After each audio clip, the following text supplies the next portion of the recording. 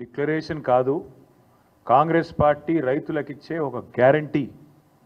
రేవంత్ రెడ్డి గారు కూడా మొత్తం చదివిన డిక్లరేషన్ నేను కూడా చదువుతున్నా అని చెప్పి 15,000 రూపాయలు ఖచ్చితంగా ఇస్తామని చెప్పి రాహుల్ గాంధీ గారు వరంగల్లో వేలాది మంది రైతుల సమక్షంలో తెలంగాణ రైతులకు ఇచ్చిన మాట.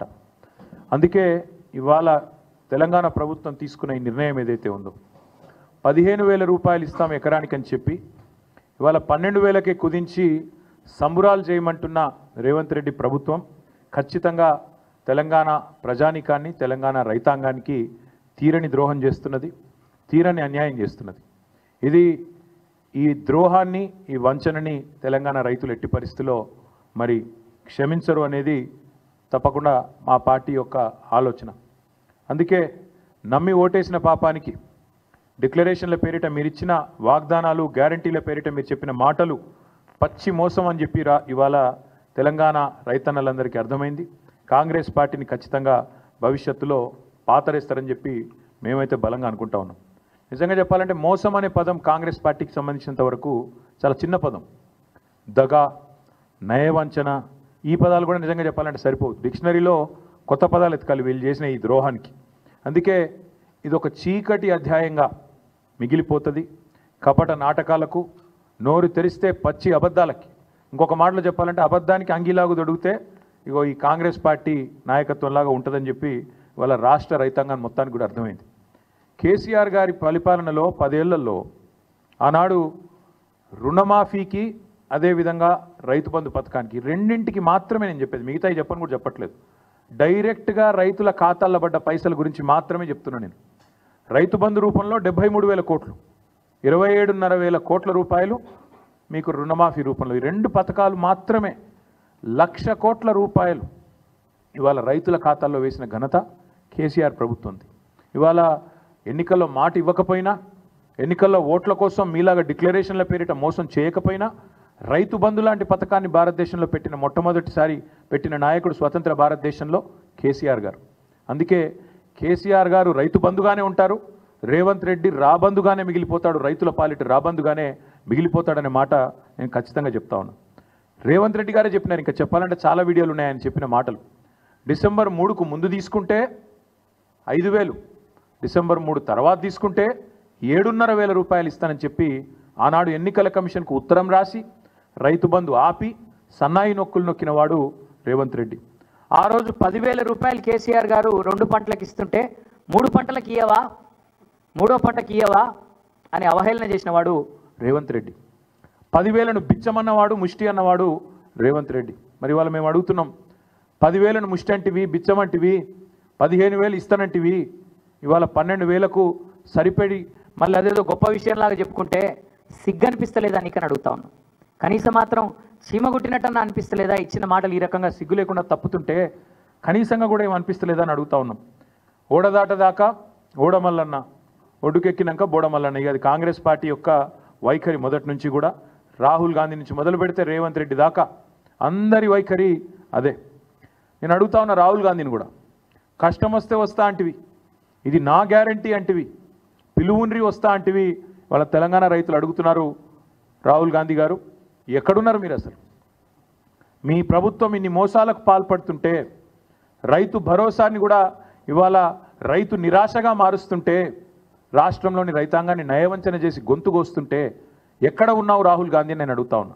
వచ్చే దమ్ముందా? వరంగల్కి వస్తావా? ఏదైనా ఒక గ్రామానికి వచ్చి రైతులతో కూర్చుంటావా? మాట్లాడతావా? కనీసం ఎందుకు ఈ రకంగా మోసం చేస్తున్నదో నీ రేవంత్ రెడ్డి ప్రభుత్వం చెప్పే ధైర్యం ఉందా? మేనిఫెస్టోలో ఇచ్చిన మాటను నిలబెట్టుకున్నందుకు ముందుగా ముఖ్యమంత్రి నుంచి మొదలు పెడితే రాహుల్ గాంధీ దాకా ఖచ్చితంగా తెలంగాణ రైతాంగానికి క్షమాపణ చెప్పాల్సిందే. మీరే ఇచ్చినారు వ్యవసాయ డిక్లరేషన్ అని, మీరే చెప్పినారు మాటలు, బోనస్ అన్నారు, ఇంకోటి అన్నారు, చాలా బోగస్ మాటలు మాట్లాడినారు. కానీ వీటన్నిటికంటే దరిద్రం, వీటన్నిటికంటే నికృష్టమైన మాట నిన్న రేవంత్ రెడ్డి గారు మాట్లాడినారు. ఇది పేపర్లో రిపోర్ట్ అయింది, దాని ప్రకారమే నేను మాట్లాడుతూ ఉన్నా. తెలంగాణ కాకుండా ఉమ్మడి ఆంధ్రప్రదేశ్లోనే బాగుండే ప్రభుత్వ ఉద్యోగులకనే ఒక నికృష్టమైన భావదారిద్రపు మాట తెలంగాణ ముఖ్యమంత్రి మాట్లాడడం అనేది ఇది నిజంగా కూడా తెలంగాణ ఆత్మగౌరవాన్ని కించపరచడమే. అసలు నీకు సిగ్గుందా? ఉద్యమంలో ఎన్నడూ రాలేదు కనీసం కలిసి, ఇవాళ సిగ్గు లేకుండా ఆ ముఖ్యమంత్రి పదవిలో కూర్చొని కూడా ఈ భావదారిద్రపు మాట మాట్లాడడానికి ఒక తెలంగాణ బిడ్డవు కదా, కనీసం రేషమని ఉండాలి కదా. ఎక్కడున్న తెలంగాణ ఎక్కడ పోయిందండి? 10 ఏళ్లలో భారతదేశానికే ఆదర్శంగా నిలబడ్డ తెలంగాణను పట్టుకొని ఉమ్మడి ఆంధ్రప్రదేశ్లోనే బాగుండే పరిస్థితులను మాట్లాడడానికి నీకు మనసెట్లొచ్చింది? నీ రాష్ట్రాన్ని నువ్వే కించపరచడానికి నువ్వు ముఖ్యమంత్రి అనే ఇంగితం కూడా నీకు లేదా? ఆ మాత్రం సోయి కూడా లేదా అని బాధతో అడుగుతా ఉన్నా. ఒక ముఖ్యమంత్రి పదవిలో కూర్చున్నావు, అదృష్టవంతుడివి నువ్వు. ఎంత గొప్పగా మాట్లాడాలి నువ్వు నీ రాష్ట్రం గురించి, నీ ప్రభుత్వం గురించి కూడా గొప్పగా చెప్పుకోవద్దంటలేదు మేము. కానీ రాష్ట్రాన్ని చిన్నగా చేసి చూపెట్టడం అనే దౌర్భాగ్యం అనేది అయితే ఉందో నిజంగా కూడా బాధాకరం. ఇంకా దారుణం ఏంటంటే రాష్ట్రాన్ని చిన్నగా చేస్తాడు. ప్రభుత్వ ఉద్యోగుల పరిస్థితి అట తెలంగాణలో బాగా లేకుండానట, ఉమ్మడి ఆంధ్రప్రదేశ్లో బాగుండేనట. ఎందుకు 73% జీతం పెంచినందుకు బాగా లేకుండేనా?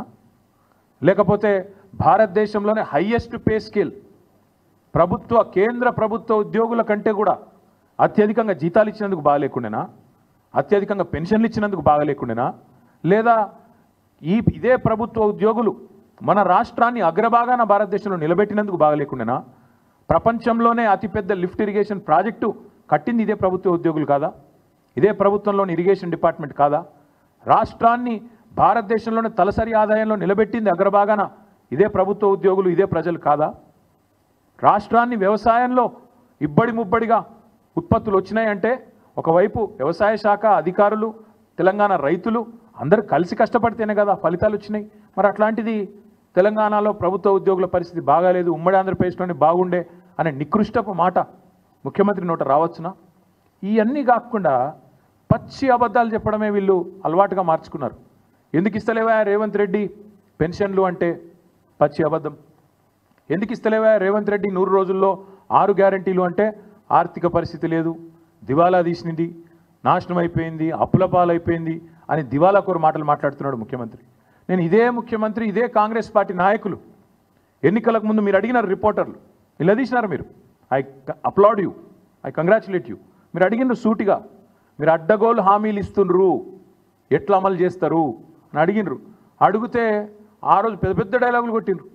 మాకు అంతరికే, మేము 100 సంవత్సరాల పార్టీ, మాకు తెలియదా, మీరు మాకు చెప్పేటోళ్ళ, మేము పెద్ద పోటుగాళ్ళం అని బిల్డప్ ఇచ్చిందే వీళ్ళు. ఒక్కసారి వినండి మేము చెప్పిన మాటలు. మేము కాదు, వాళ్ళు చెప్పిన మాటలు. ఆ రోజు రేవంత్ రెడ్డి గారు పిసిసి ప్రెసిడెంట్ రాష్ట్ర ఆర్థిక పరిస్థితి గురించి మాట్లాడిన మాటలు వినండి. ఎవరు చెప్పారు? ఎవరన్నారు ఆ మాట? అంటున్న కర్ణాటక రాష్ట్రానికంటే తెలంగాణ రాష్ట్రం ఆదాయం తక్కువ అని. అది తప్పుడు ప్రచారం. అక్కడ ఉన్న 224 అసెంబ్లీలు, అక్కడ ఉన్న జనాభా ఎంత, రాష్ట్రం బడ్జెట్ ఎంత, ఇక్కడ ఉన్న జనాభా ఎంత, ఈ రాష్ట్రం బడ్జెట్ ఎంత. దేశంలోనే అత్యధిక ఆదాయం ఉన్న రాష్ట్రం తెలంగాణ రాష్ట్రం. దేశంలోనే అత్యధిక ఆదాయం ఉన్న రాష్ట్రం తెలంగాణ రాష్ట్రం. అదేమో ప్రతిపక్షాలు ఉన్నప్పుడు, ఇప్పుడేమో వేరే మాట మాట్లాడి అది కూడా చూపెడతా. బట్టి విక్రమార్క గారు ఇవాళ deputy chief minister and also Nishant sir, మీరు రాష్ట్ర ప్రజల కోసం రకరకాల హామీలు ఇచ్చారు, కానీ ఆ హామీలు నెరవేర్చడానికి అయ్యే ఖర్చు ఇప్పుడు రాష్ట్ర ఆదాయం కన్నా 3 ఇంతలు ఉంది. అది రాష్ట్ర లయబిలిటీస్ మీద, రాష్ట్ర అప్పు మీద భారం పడుతుంది. అంటే ఏ యువత కోసం మీరు ఇన్ని హామీలు ఇచ్చారో చివరికి వారి మీదే భారం పడుతుంది కదా. మీరు దీన్ని ఎలా సాల్వ్ చేద్దాం అనుకుంటున్నారు?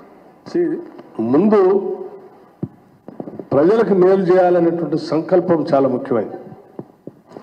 2 ఆదాయాలను సమకూర్చుకోవటంలో అపారమైనటువంటి అనుభవం ఉన్నటువంటి కాంగ్రెస్ పార్టీకి ఇది పెద్ద సమస్య కాదు. ఈరోజు రాష్ట్రంలో తీసుకొచ్చినటువంటి 5 లక్షల కోట్ల అప్పుల్లో ఈ కాళేశ్వరం మీద ఖర్చు పెట్టినటువంటి ఆ 80,000 కోట్ల 1,00,000 కోట్ల మధ్యలో ఉన్నటువంటి సంపద ఇప్పుడు అది అవసరం లేదు. రేపు పొద్దున భవిష్యత్తు 50,000 కోట్ల రూపాయల పేరు మీద మీరు మిషన్ భగీరథ కోసం ఖర్చు పెట్టినటువంటి ఖర్చు కూడా ఇప్పుడు రాబోయే కాంగ్రెస్ ప్రభుత్వాలకి అవసరం లేదు. ఇటువంటి వాటన్నింటినీ జాగ్రత్తగా పోగేసుకుంటూ దోపిడీకి గురి కాకుండా జాగ్రత్త ఫిల్ఫ్రేజ్ చేసి ఆదాయాన్ని పెంచుకొని ఆ వనరులతో ఈ సంక్షేమ కార్యక్రమాలు చేయడానికి మంచి అవకాశం ఉంది. నెంబర్ 1. చాలా చక్కగా దోపిడీకి గురి కాకుండా చేయొచ్చు, కడుపు కట్టుకుంటే అయిపోతుంది, మాకు తెలివి ఉంది, అసలు ఇంకా కొత్త అప్పులు అవసరం లేదు చెప్పిన సుద్దులు డిప్యూటీ సీఎం గారు అన్నాడు. చాలా గొప్పగా చెప్పిన సుద్దులన్నీ కూడా మీ కళ్ళ ముందున్నాయి. ఆ రోజు ఇంకొక అబద్ధం కూడా ఇవాళ చెప్తున్నది అబద్ధం అనడానికి. ఆ రోజు 5 లక్షల కోట్లు అని చెప్పిండు. ఆయన మొదలు 10 సంవత్సరాల పాటు అసెంబ్లీలో ఉన్నాడు, ప్రతి బడ్జెట్ స్పీచ్లు విన్నాడు, ప్రతిసారి బడ్జెట్ చర్చలో అప్రాప్రియేషన్ చర్చలో పాల్గొన్న బట్టి గారు ఆ రోజు 5 లక్షల కోట్లు అన్నాడు. ఇప్పుడు రేవంత్ రెడ్డి గారితో సహవాసం చేసి డిప్యూటీ సీఎం అయినాక ఆ అప్పు సడన్గా 7 లక్షల కోట్లయింది 8 లక్షల కోట్లయింది అని చెప్పి అడ్డగోలుగా మాట్లాడుతున్నాడు. ఇక ఇంకొక ఆయన ఉన్నాడు మహానుభావుడు కోమటిరెడ్డి వెంకటరెడ్డి గారు.